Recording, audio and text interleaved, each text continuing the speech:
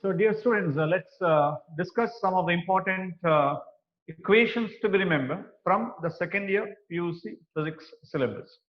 So, I'm going to explain chapter wise.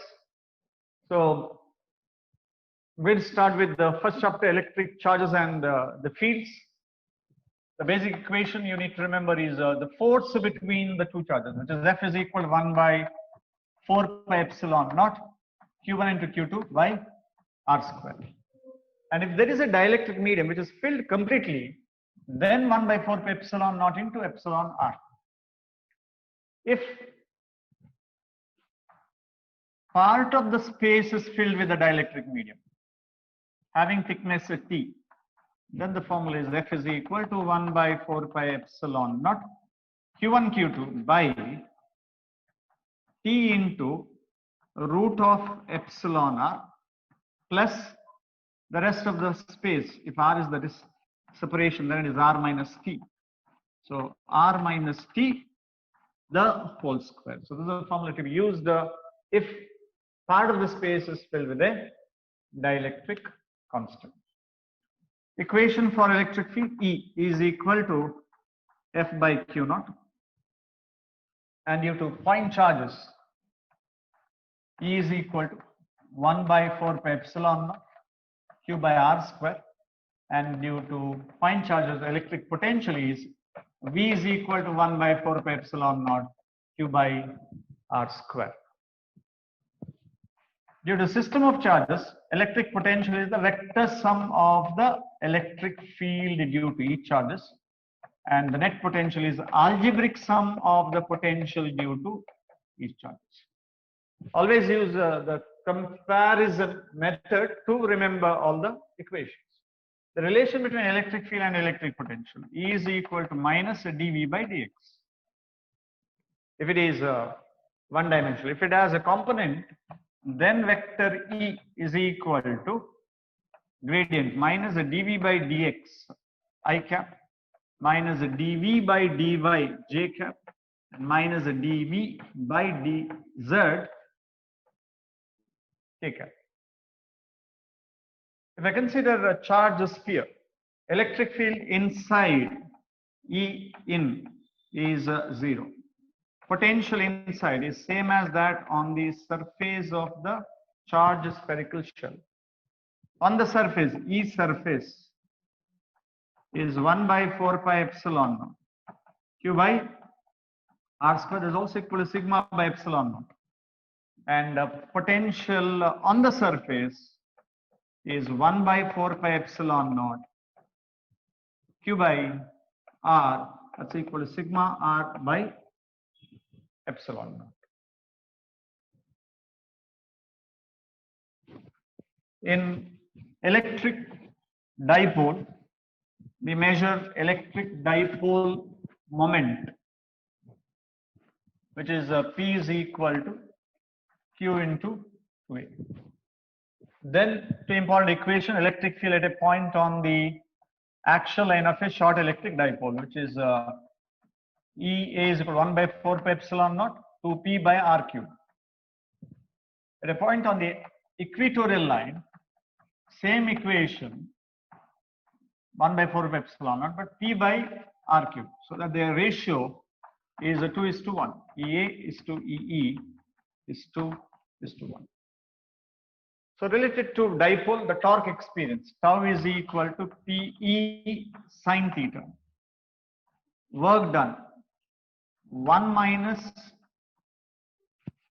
PE into 1 minus cos theta.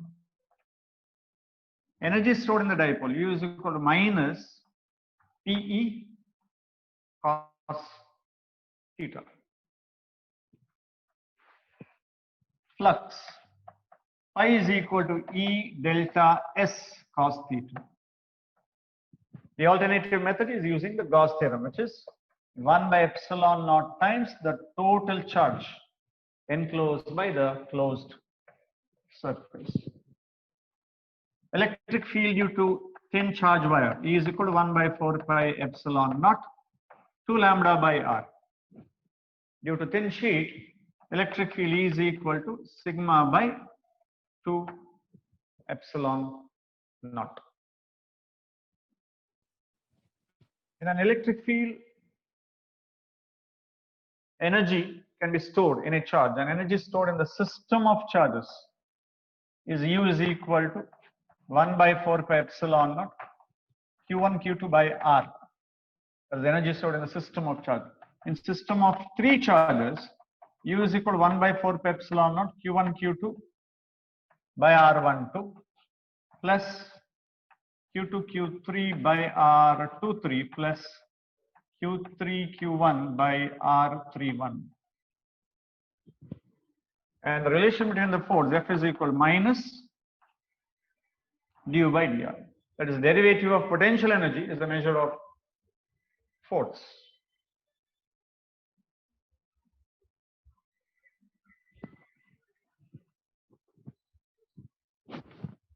Capacitance is a measure of ratio of the charge given to the conductor to the raising potential. Capacity of spherical conductor 4 pi epsilon naught epsilon R into R.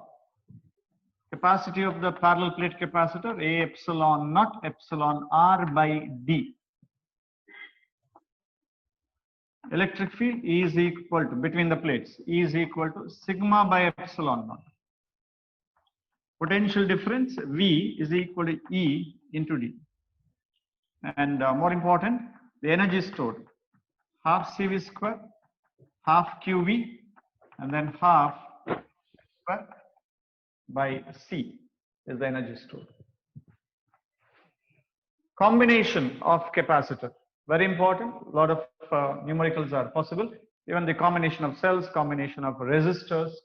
So in combination of capacitor, in series combination, effective capacity is 1 by CS, 1 by C1 plus 1 by C2 plus 1 by C3. In parallel, CP is equal to C1 plus C2 plus C3. For two capacitors, CS is equal to C1 C2 by C1 plus C2. And for two capacitors in parallel, CP is equal to C1 plus C2. For n identical, CS is equal to C by n. And in parallel, Cp is equal to Nc. The energy stored in the system, S is equal to half CSV square. And here UP is equal to half CPV square. When two charge capacitors are connected in parallel, the common potential formula V is equal to C1V1 plus C2V2 by C1 plus C2. So these are the equations to be focused in chapter 1 and 2. In chapter 3, current electricity, equation for current I is equal to NAEVD. VD is the drift velocity, and that VD is also given by EE tau by M. Ohm's law, V is equal to IR, and reciprocal of resistance is conductance. Current in a simple circuit, I is equal to E by R plus R, and terminal potential difference, V is equal to IR, E minus I into small r is also equal to ER by R plus R. In combination of the resistance, in series combination RS, R1 plus R2 plus R3, and in parallel reciprocal of the resistance, 1 by Rp is equal to 1 by R1 plus 1 by R2 plus 1 by R. For two resistor, RS is equal to R1 plus R2, and here Rp is equal to R1 R2 by R1 plus R2. For n identical resistor, Rs is equal to n into R, whereas Rp is equal to R by n. Formula for power, P is equal to Vi, I square R, and then V square by R. In series combination of the cells, I is equal to E equivalent by R plus R equivalent, where E equivalent is equal to NE in series combination when cells are identical, and R equivalent is equal to N into R, whereas in parallel combination, E equivalent is equal to same as that of EMF of one cell, and R equivalent is equal to R by N.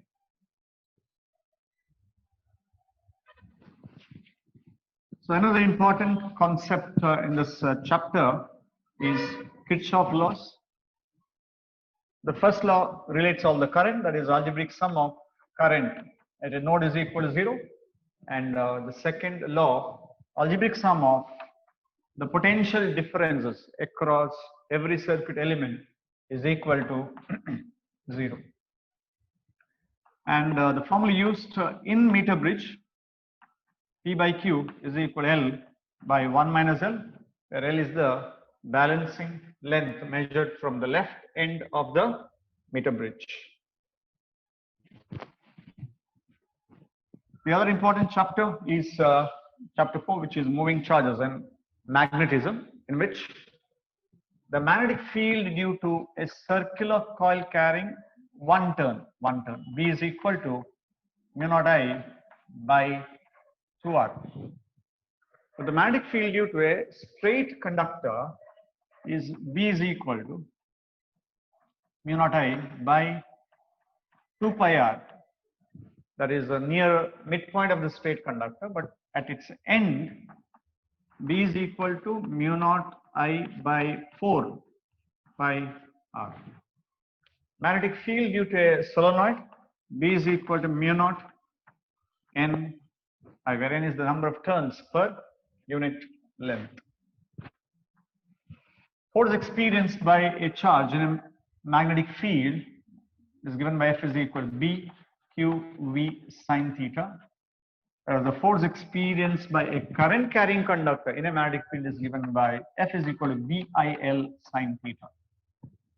And in the first case, the important concept is when theta is 90 degree, the charges, the described circular path whose radius is given by R is equal to mv by dq, and the time period t is equal to 2 pi m by dq.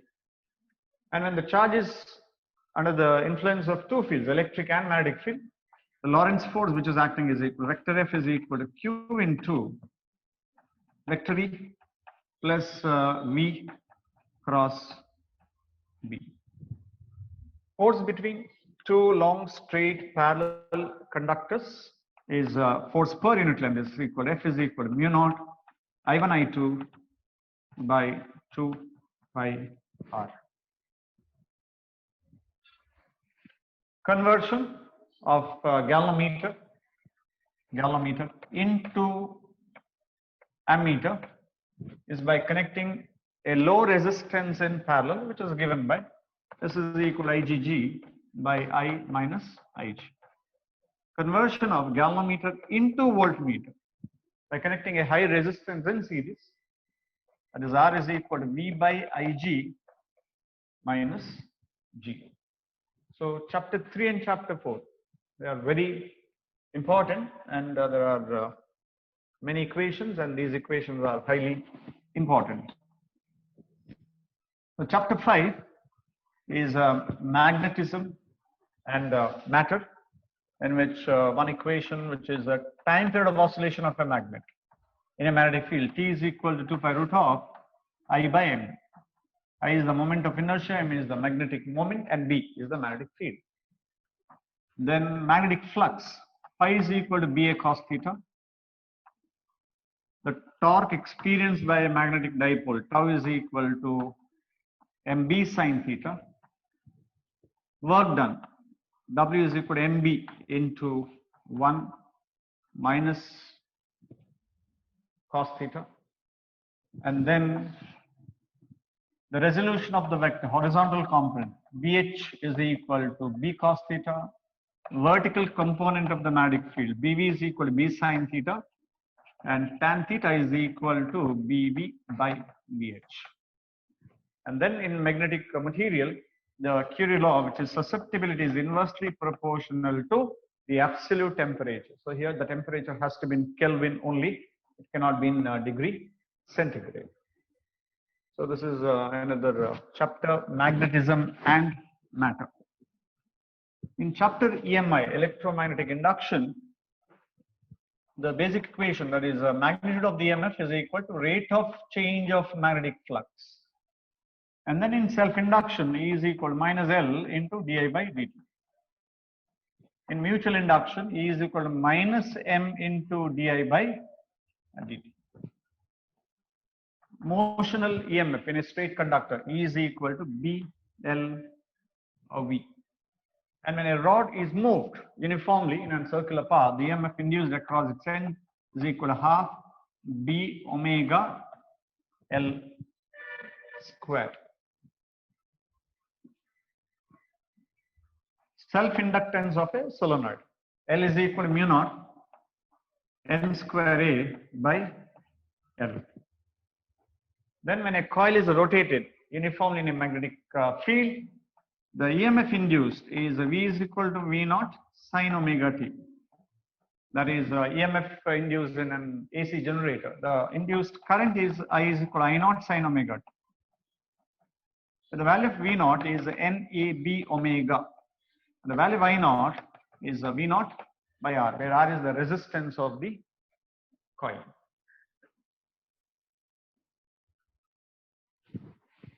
In chapter alternating current, the relation between the various currents, like mean value, I mean is equal to 2 I naught by pi.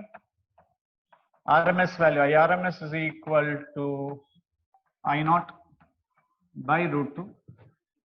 And most important is series RLC circuit, in which the oppositions are inductive reactance, XL is equal to 2 pi FL, capacitive reactance, XC is equal to 2 pi FC, impedance, Z is equal to root of R square plus XL minus XC the whole square. Current through the circuit, IRMS is equal to VRMS by Z. Average power consumed, it's a VRMS into IRMS into cos phi. The power factor cos phi is equal to R by Z, and tan phi is equal to XL minus XC by R. Important, if XL is greater, only then you can write, otherwise you have to write XC minus XL by R. At resonance, XL is equal to XC, that's equal to root of L by C, and the resonant frequency F naught is equal to 1 by 2 pi root L C. And at resonance, the average power consumed is equal to I square R. Angular frequency omega naught is equal to 1 by root L C. And in transformer, the turns ratio T is equal to NS by NP, that's also equal to VS by V. And the efficiency of the transformer, eta is equal to output power, which is VSIS by BPIP into 100, that is to find the percentage of the efficiency. Next, in small chapter, electromagnetic waves. So remember only these three formulas. One is E by B is equal to C, and C is equal to 1 by root of mu naught epsilon. No? And then the value of the speed in any medium, 1 by root of mu epsilon. And then the energy density of the electric field, which is UE is equal to half epsilon naught ERMS square, and then UB is equal to half B RMS square by mu naught. So that's in chapter electromagnetic waves. In the chapter ray optics, the relation between the focal length and the radius of a spherical surface mirror, which is F is equal to R by 2. The mirror formula, 1 by F is equal to 1 by U plus 1 by V. Then we have length formula, which is 1 by F is equal to minus 1 by U plus 1 by V. lens maker's formula 1 by f is equal to n2 by n1 minus 1 into 1 by r1 minus 1 by r2. Refraction through a single spherical surface minus n1 by u plus n2 by v is equal to n2 minus n1 by r. And the refractive index of a prism formula n is equal to sine a plus d by 2 by sine a by 2.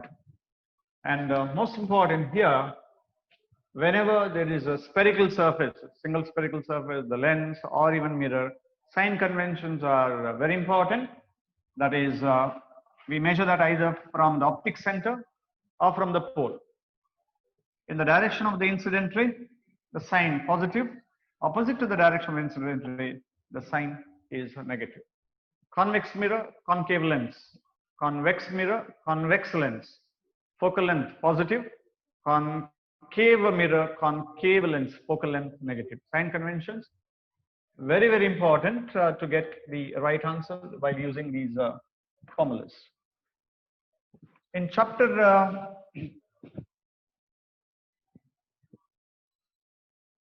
wave optics, the main concept is interference of fringes, interference of light.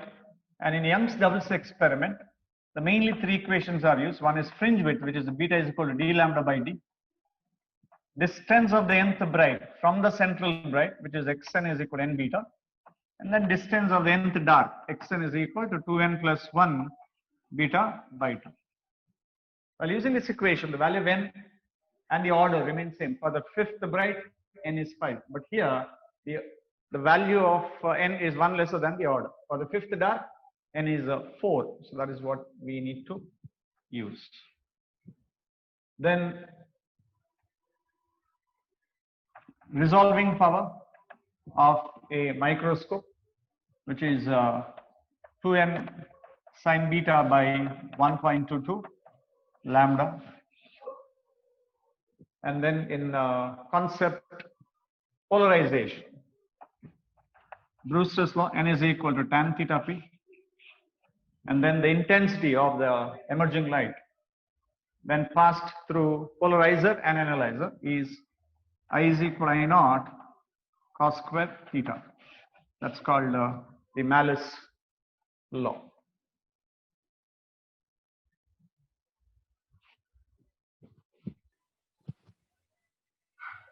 So next chapter 1 of the important equation that we need to remember is Einstein's photoelectric equation, which is E, energy of the incident photon, work function, and maximum kinetic energy, K max. E is also given by h nu, and phi naught is given by h nu naught, plus K max is half m v max square. In terms of the wavelength, it's hc by lambda. That's also equal to hc by lambda naught plus half m v max square. And the other equation is lambda, wavelength of the matter wave. That is, lambda is equal to h by mv, that's h by p, or h by square root of 2mk, where k is the kinetic energy and p is the momentum. So all the numericals are based on the either Einstein's photoelectric equation or using the wavelength of the matter waves. Next chapter, which is atoms. From Bohr's atomic model, we have few equations. Radius of the nth orbit, Rn is equal to epsilon naught n square h square by pi m z e square. Velocity of the nth orbit, z e square by 2 epsilon naught nh. And the radius of the nth orbit, dn is equal to minus m z square e to the power 4 by 8 epsilon naught square n square h square. So using this, all problems related to the radius, the velocity, and the energy can be calculated. Wavelength, that is reciprocal of the wavelength. Wave number is equal to Rydberg constant, R into 1 by n1 square minus 1 by n2 square. That is the Rydberg formula. It is applicable to hydrogen spectral series, Lyman, Balmer, Paschen, Brackett, and the Fund series, for which the value of N1 is 1, 2, 3, 4, 5. The value of N2 is higher than N1. That means for the Lyman series, it is 2, 3, 4. Here 3, 4, 5, and so on. The radiation emitted in all these series are infrared, ultraviolet, visible, and then infrared in all the rest of the series. So radius, velocity, energy, and then the wave number formulas are important. And here the energy of the nth orbit related to the first orbit using E1 by n square, where the value of E1 is minus 13.6 electron volt.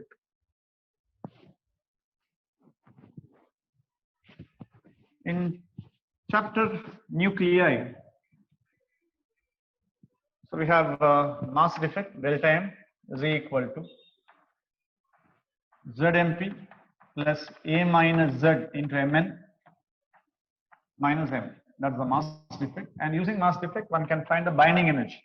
So binding energy is equal to mass defect into C square, where mass defect is in kg and the binding energy is in joule.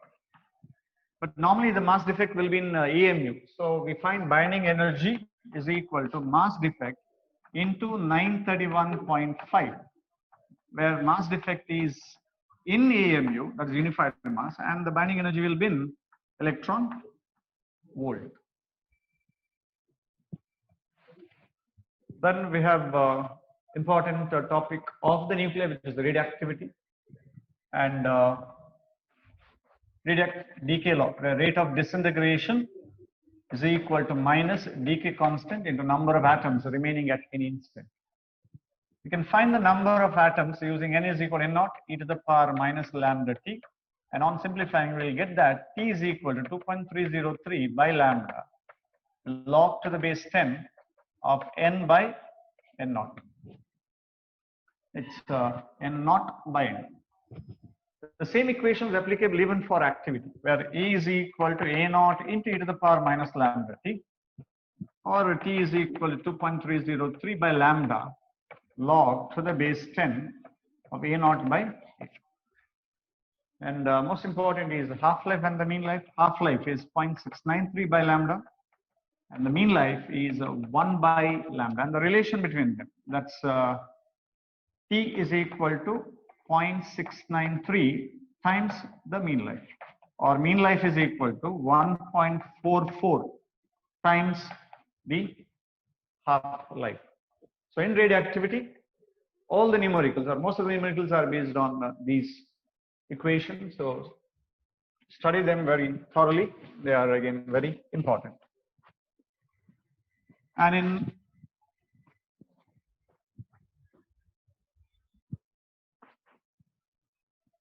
semiconductor electronics, so most of the questions are based on the logic gates, where you need to remember the fundamental gates, which is the OR gate, the AND gate, and the NOT gate. So to identify these gates, remember the symbol as well as their logical operation. So OR gate performs a logical addition, where output is maximum when either of the inputs are maximum. That's y is equal to a plus b. And AND gate performs a logical multiplication,